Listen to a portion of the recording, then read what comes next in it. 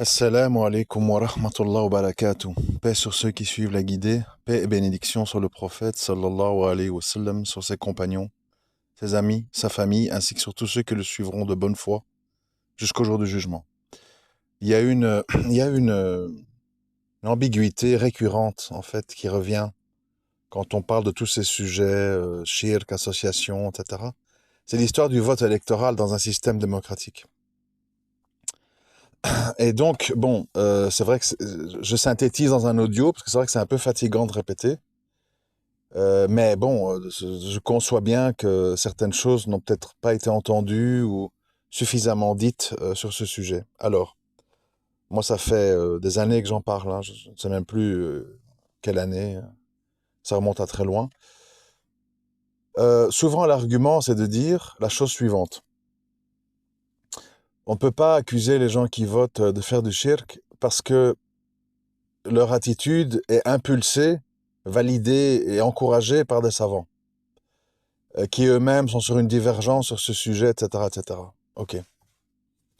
Alors, ce qui est étrange, c'est qu'en fait, on aime bien dire qu'on prend des savants quand ils disent des choses qui vont dans l'air du temps ou dans nos habitudes.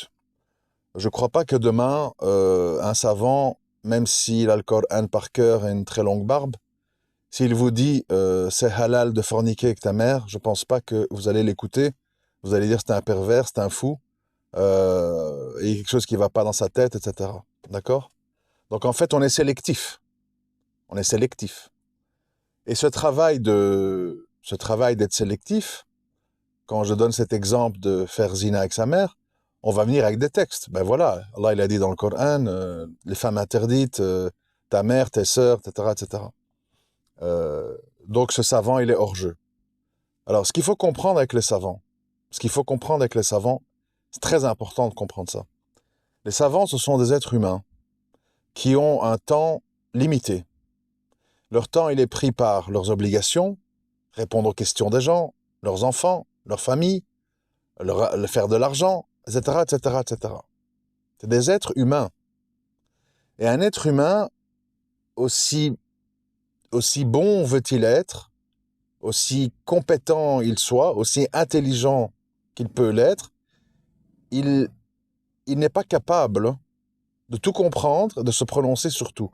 Voilà pourquoi on dit en islam que la science, c'est de dire je ne sais pas quand on ne sait pas. Parce que si tu dis je sais, le petit qui t'écoute, il va reproduire. Et il va dire à sa femme tu peux.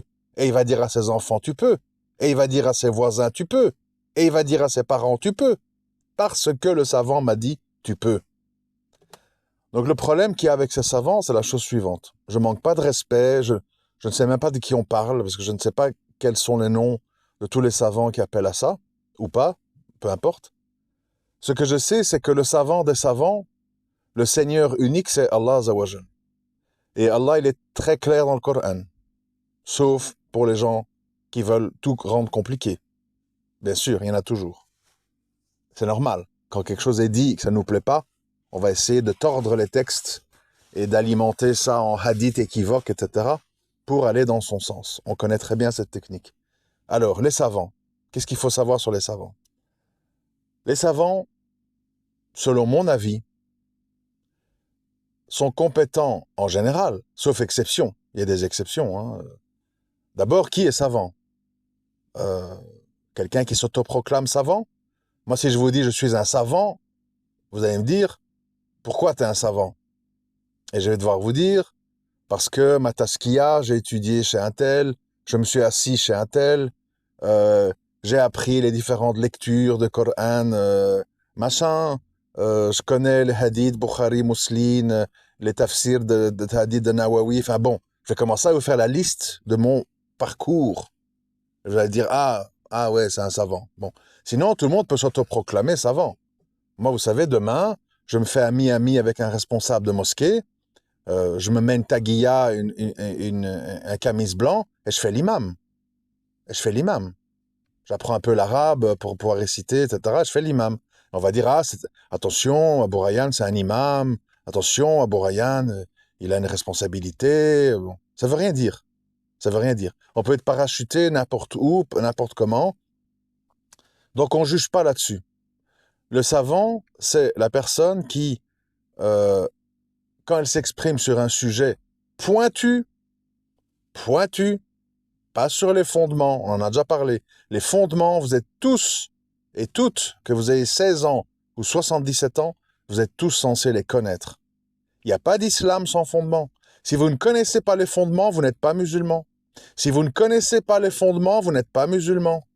Il faut se le rentrer bien dans son crâne. L'islam, ce n'est pas hijab, mouton, ramadan. C'est pas ça l'islam. L'islam, c'est les fondements d'une croyance. Si ces fondements, vous ne les connaissez pas, vous n'êtes pas dans l'islam. Vous croyez être dans l'islam, mais vous n'êtes pas dans l'islam. Donc ça, on ne le discute même plus. C'est un non-sujet, c'est une affaire classée. Les fondements de la croyance islamique doivent être connus de toute personne qui se dit musulmane et musulman. Point barre à la ligne. Bon. Sur les questions pointues, le bitcoin, machin, le mariage avec une chrétienne ou une juive pour l'homme musulman, le vote, tous ces trucs-là, d'accord, on s'adresse à des savants. Bon. Alors, la problématique, c'est la suivante. Est-ce que, écoutez bien ce que je vais dire pour pas qu'on déforme mes paroles, est-ce que le savant qui va s'exprimer sur le bitcoin, sur les votes électoraux, la démocratie et tout, est-ce qu'il a exactement compris comment ça fonctionne? Est-ce qu'il a exactement compris comment ça fonctionne?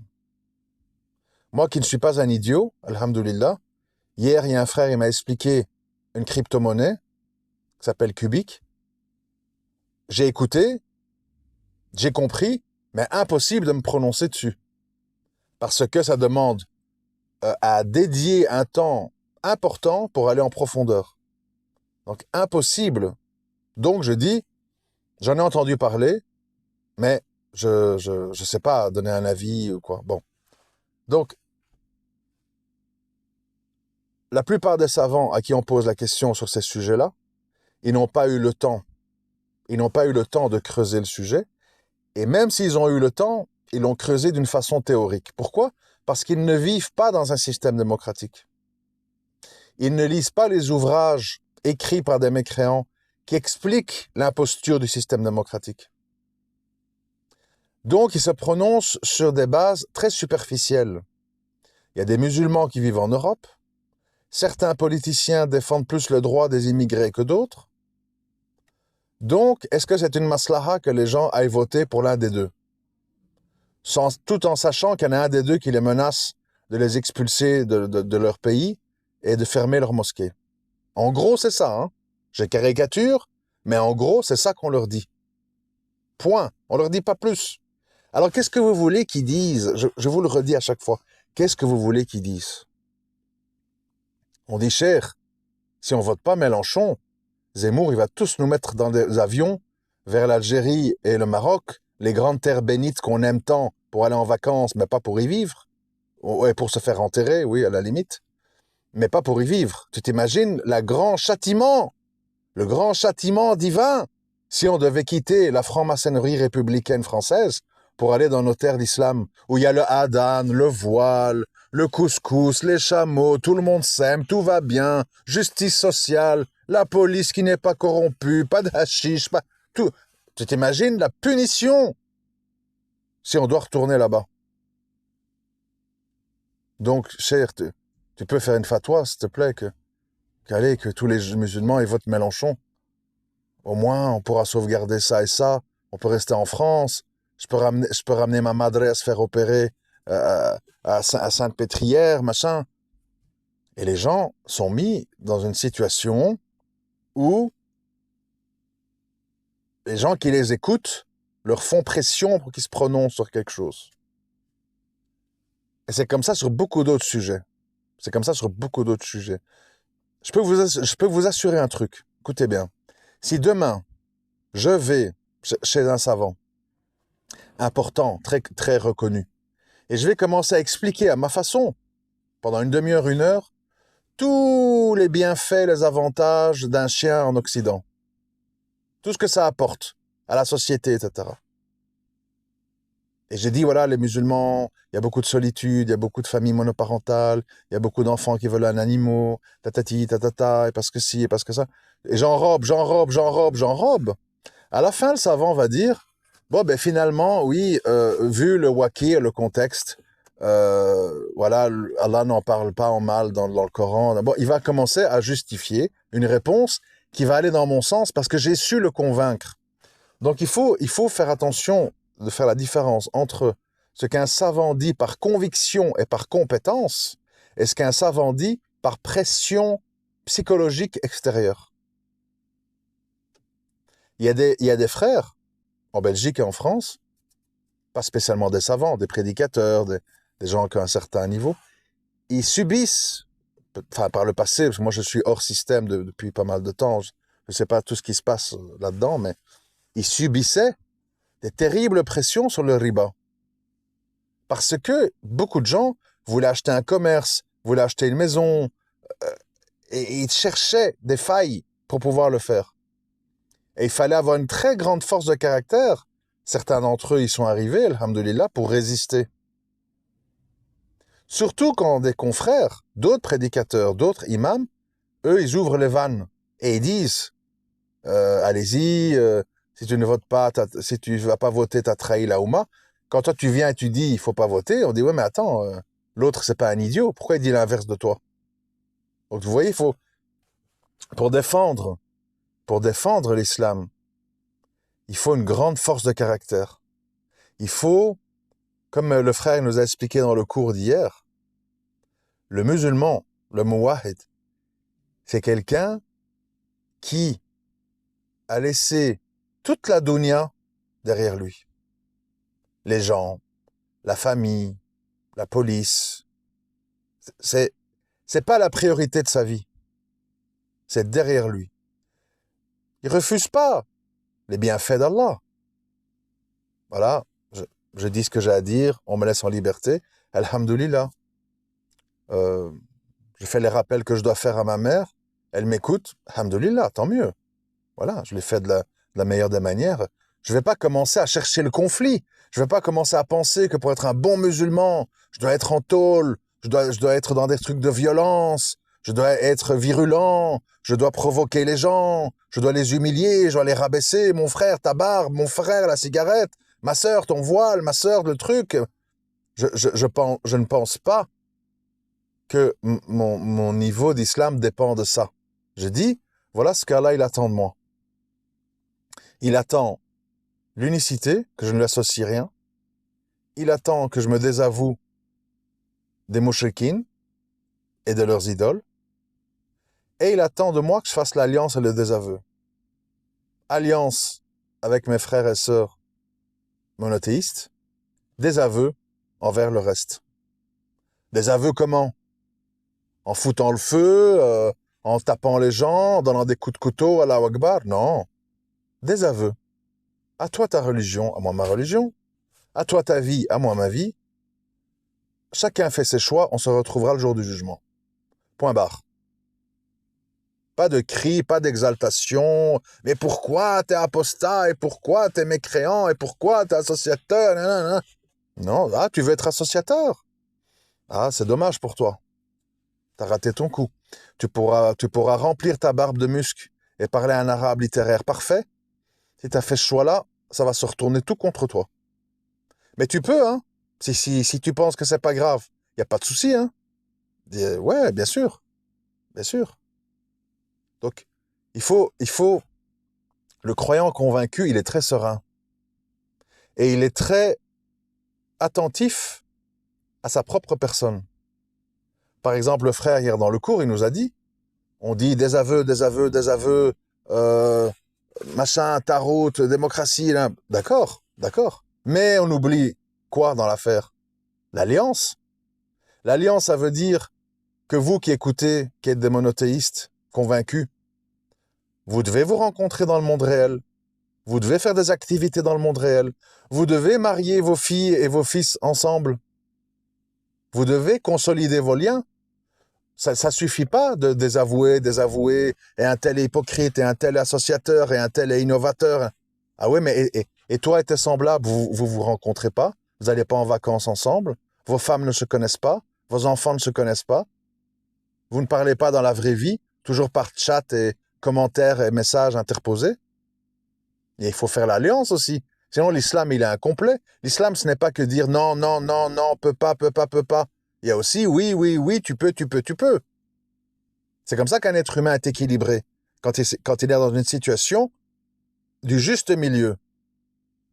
Mais pourquoi est-ce qu'à notre époque, on est obligé d'insister beaucoup sur le désaveu? Parce que les gens, malheureusement, ne réalisent pas qu'on leur rend pas service. Je répète, ne réalisent pas qu'on leur rend pas service quand ils sont plus dans l'islam et qu'ils pensent y être. Si on ferme tous notre klaxon, on rend pas service aux gens. Je prends un exemple. Quand vous allez voir votre mère au bled ou votre grand-mère, je sais pas, et qu'elle rentre dans un village où il y a un mausolée et qu'elle dit « Ya, Sidi truc, protège-nous dans ce voyage ». Si vous, par respect des liens de sang et respect parce que c'est une chéra, vous vous taisez, ça veut dire que vous n'aimez pas votre mère ou votre grand-mère. Vous ne l'aimez pas. Parce que vous savez qu'Allah ne lui pardonnera pas le shirk. Vous ne l'aimez pas. Vous pensez qu'elle est ignorante. Très bien. Instruis-la. Réagis. Ya Amma, écoute, ce que tu viens de faire, c'est grave. Il ne faut rien associer à Allah. C'est à Allah que tu demandes la protection dans ce voyage. Repens-toi et refais ta shahada. Voilà qu'est-ce que tu dis si tu aimes cette personne et si tu lui veux du bien. Si tu te tais, ah, chez nous, les liens de sang, on respecte les anciens, mais elle est ignorante, elle fait ça par habitude, c'est pas grave, Allah, il connaît son cœur. Tu prends un gros risque, hein. Tu joues au dé avec ta mère ou ta grand-mère. C'est pour ça qu'il faut inverser notre processus psychologique. Faire des rappels, même violents, même hardcore, sur la croyance et le shirk et tout ça, c'est une obligation si tu aimes les gens. Si tu t'en tapes, tu dis, moi, voilà, j'étudie ma religion, je laisse tout le monde dans le coffre, les bidas, etc. C'est pas grave. Après moi, le déluge. Et alors après, c'est la même personne, je l'ai déjà dit, quand il parle de se marier, c'est quoi tes critères, mon frère? Tu veux que je t'aide à te marier? C'est quoi tes critères? Bah, voilée, elle fait bien la cuisine, fait ses prières, et elle m'obéit, hein. Et voilà. Voilà. Donc, tôt ou tard, si le tawhid et le combat contre le shirk, tôt ou tard, si tu ne le mènes pas, ça va te retomber dessus. Par tes enfants, par ta femme, par ton environnement, par tes parents, par ta vie, ça va te retomber dessus. Ici-bas. Et après, il faut se taper l'au-delà. Il faut que vous compreniez, hein. Donc, pour revenir à nos moutons, je ne peux pas croire qu'un savant digne de ce nom, si on l'a convenablement expliqué, les acteurs du système démocratique, ceux qui y participent, qui ils sont. Je donne un exemple. Hier, il y a une vidéo qui circulait, qui vient de TikTok, je crois, où on voit Rachida Dati, qui est dans un quartier, je ne sais pas ce qu'elle y fait, mais bon, soit. Et il y a un enfant qui dit « C'est qui Rachida? C'est qui Rachida ?» Elle dit « C'est moi !» Elle est entourée de tous ses conseillers, secrétaires et toute la clique, quoi. Et elle dit « C'est moi !» Et l'enfant, il dit « Salam alaikum !» Et puis, il y a un temps mort de 3 secondes. Mort. Tout le monde se regarde. Et puis, elle dit « Bonjour !» Bon. Ce qu'on n'explique pas à ces savants, c'est que d'abord, tous ces maghrébins qui rentrent en politique, ils ne réclament jamais leur islamité, ils n'affichent jamais leur islamité, ils n'osent même plus passer le salam au cas où ils le seraient. Le salam, on ne parle pas des lois d'Allah, le salam. D'accord? Donc quand tu vas voter, en plus tu encourages les gens à s'enfoncer là-dedans, puisqu'ils récoltent des voix. Ils disent, ouais, dans les quartiers, on vote pour moi, parce que je suis une fille du quartier, je m'appelle Aziza, machin. Donc en fait, tu valides tout ça. Tu appuies tout ça. Tu es complice de tout ça. Et mis à part ça, est-ce qu'on a expliqué aux savants qui est Marine Le Pen? Qui est Zemmour? Qui est Mélenchon? Qui est Macron? Leur cursus, les gens derrière eux, leurs financiers, leur passé, leurs déclarations, leur idéologie, les valeurs qu'ils défendent, les lois qu'ils veulent voter, etc., etc., etc. Ça ne se résume pas à une affaire où on va être mis dans des avions. Ça ne se résume pas à une saloperie d'affaires où on va être mis sur des avions pour notre terre bénite du bled. C'est des lois sur l'euthanasie, c'est des lois sur l'avortement, c'est des lois sur les LGBT, c'est des lois sur la drogue, c'est des lois sur le PKK, c'est des lois sur la Turquie, c'est des lois sur l'Ukraine, c'est des lois sur la Russie. C'est beaucoup d'autres choses que votre saloperie d'avion que vous avez tellement peur de retourner dans vos pays, qui font que vous obligez des savants à se prostituer idéologiquement pour valider votre peur et votre attachement à Dounia, pour votre clapier, pour votre poulailler à Bondy et à Bobigny, où vous voulez crever avec vos enfants entre les rats, les dealers et la pisse dans les escaliers. Le problème, c'est vous.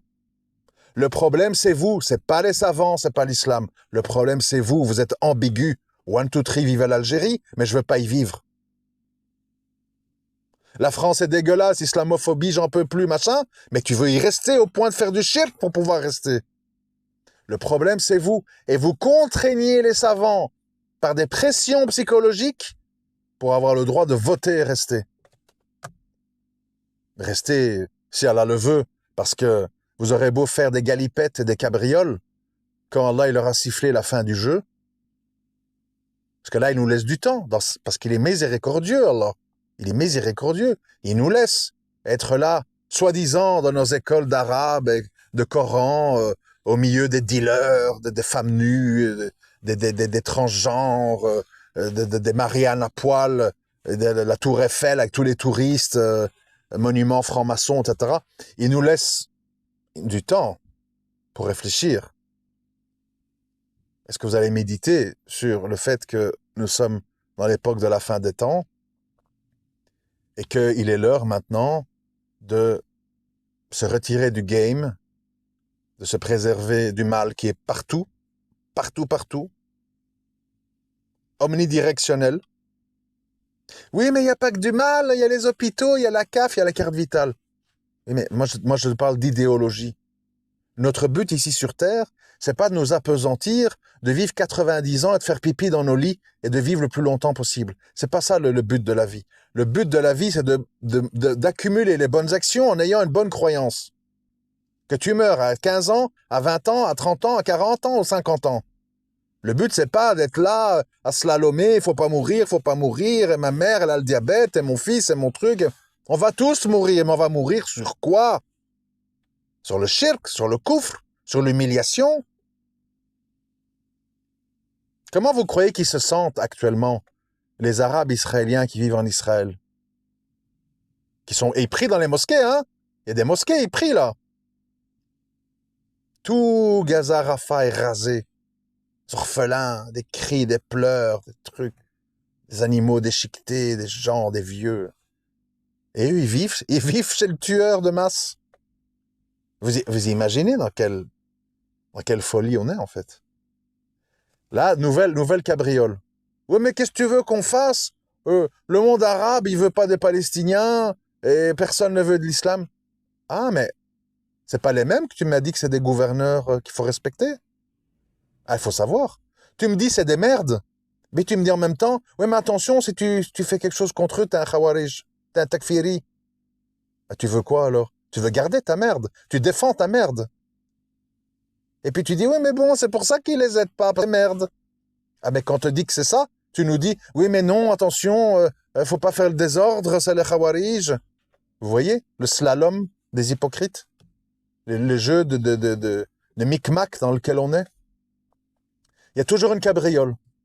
Mais oui, mais bon, on est 6 millions en France, hein. Qu'est-ce que tu veux qu'on fasse? Qu'on retourne tous en Turquie, au Maroc, en Algérie? C'est pas possible. Tout le monde ne retournera pas. Donc il faut bien une solution ici. Si demain, ils vous pourchassent avec des skinheads, des battes de baseball et des chiens qui bavent enragés pour vous mordre, et qui vous ferment tous vos mosquées et qui vous enlèvent vos cartes vitales et vos allocs, croyez-moi bien que vous allez retourner en Algérie en nageant. C'est une question de volonté. Les Ukrainiens, quand ils étaient bombardés, ils sont partis partout, jusqu'ici en Belgique où ils sont venus vivre dans des caves et des garages chez les gens pour fuir leur pays qui était sous les bombes. Quand on veut, on peut. Mais on ne veut pas. Mais on ne veut pas. Parce qu'on veut le RER. On veut le Conforama. On veut l'Intermarché. On veut l'hôpital. On veut l'école de la République pour devenir expert comptable. Et après-demain, une intelligence artificielle fera mieux la comptabilité que ton fils qui aura étudié 5 ans pour rien et qui sera au chômage parce qu'il sera moins rapide et moins précis que l'intelligence artificielle. Et pour ça, t'as tout vendu. Voyez loin, voyez grand, voyez profond. Mesurez tous les tenants et aboutissants. Et rappelez-vous ce que j'ai dit. Tu peux pas, pour des raisons techniques, tu as une excuse valable devant Allah. Tu peux pas quitter la France. Quitte les saloperies de ville. Hier, à Bruxelles, des fusillades. Bien sûr, entre maghrébins. Question inutile. Des fusillades entre bandes rivales de drogue à Saint-Gilles, Anderlecht, machin. Et t'as des frères, ils y éduquent leurs enfants parce que le samedi matin, il y a l'école d'arabe, ils veulent pas aller à la campagne. Hijo de mierda. C'est pour devenir fou. C'est pour devenir fou. Tes allocations, tu peux les toucher que tu sois au fin fond de la montagne des Ardennes, au fin fond de l'Auvergne, au fin fond des Alpes, au fin fond des Pyrénées, on te donne ta CAF, on te donne ta carte vitale, on te donne tes allocations, on te donne ton logement social, on te donne tes APL. Et tu veux rester au centre des Babylones où il y a toute la pire des porcheries de l'humanité regroupées. Pourquoi? Ah mais il y a le kebab, hein. Ah mais il y a la mosquée de la République, hein. Oui mais il y a l'école de devoirs et d'arabe le samedi matin pour l'enfant. Mais il y a tout le reste. Il y a tout le reste, tu le vois pas le reste. Des chauffeurs de bus tabassés, des contrôleurs de train humiliés, des bandes de drogue qui se tirent dessus dans les rues de Marseille, de Toulon, de Roubaix, de Bruxelles, qui s'entretuent, des centres de détention pour jeunes pleins à craquer. Ça n'a plus où les mettre, tous les mineurs qui sont dans la drogue et compagnie. Et toi, tu veux aller là-bas, fleur au fusil, avec ta fille voilée qui enlève son voile devant l'école et qui se retrouve devant des mecs en chaleur 8 heures par jour jusqu'à ses 24 ans, et t'espères que ça va bien se passer et qu'Allah, il va pas t'humilier. Pire, je veux aller voter pour défendre ça, pour pouvoir rester là-dedans. Ya Rab. Je m'excuse, hein, je crie parce que je réalise en fait à quel point on minimise et on banalise ce dans quoi on est. C'est dramatique. C'est dramatique.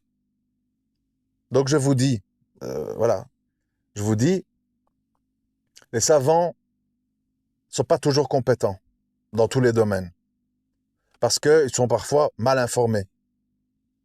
2, parfois ils subissent des pressions, des fortes pressions sur des questions dans lesquelles les musulmans veulent participer. Donc, à un moment donné, le savant des savants, notre seul Seigneur, c'est Allah, doit primer sur les humains qui sont faibles, corruptibles, influençables, manipulables. Il faut arrêter de tout le temps se cacher derrière des savants. Surtout que chacun va brandir ses savants. Mes savants salafis, mes savants soufis, mes savants ikhwani, mes savants habbash, mes savants rawafid. Chacun va venir avec ses savants, ses sources, infaillibles. Infaillibles. Ils ont tout compris. Les savants des autres, ils n'ont rien compris. Ils sont mauvais. Il faut arrêter, les frères. Il faut vraiment arrêter. Assalamu alaikum wa rahmatullahi wa barakatuh.